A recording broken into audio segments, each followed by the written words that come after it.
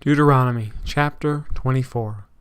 If a man marries a woman who becomes displeasing to him, because he finds something indecent about her, and he writes her a certificate of divorce, gives it to her, and sends her from his house, and if she leaves his house and becomes the wife of another man, and her second husband dislikes her and writes her a certificate of divorce, gives it to her, and sends her from his house, or if he dies, then her first husband who divorced her is not allowed to marry her again after she has been defiled.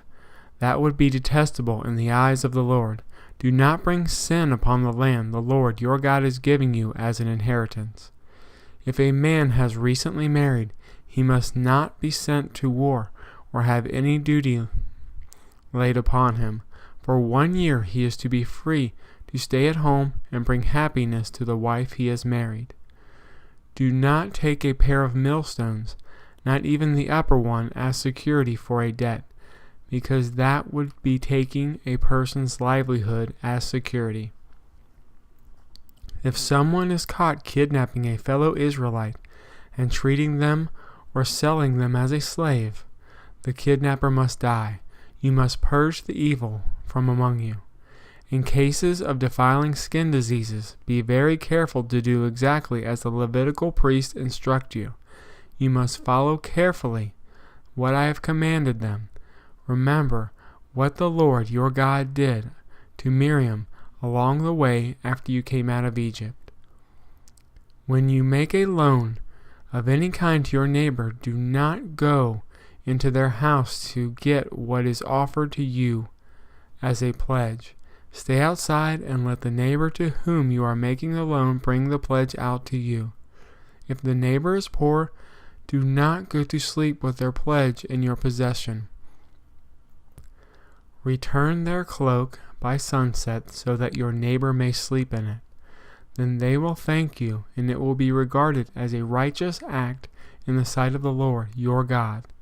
Do not take advantage of a hired worker who is poor and needy, whether that worker is a fellow Israelite or a foreigner residing in one of your towns.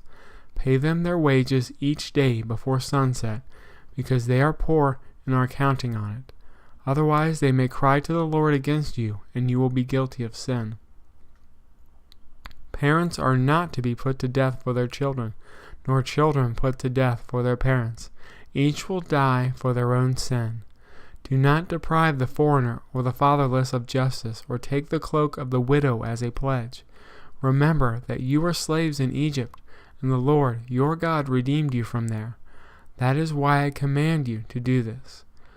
When you are harvesting in your field, and you overlook a sheaf, do not go back to get it. Leave it for the foreigner, the fatherless, and the widow, so that the Lord your God may bless you in all the work of your hands. When you beat the olives from the trees, do not go over the branches a second time. Leave what remains for the foreigner, the fatherless, and the widow. When you harvest the grapes in your vineyard, do not go over the vines again. Leave what remains for the foreigner, the fatherless, and the widow. Remember that you were slaves in Egypt. This is why I command you to do this.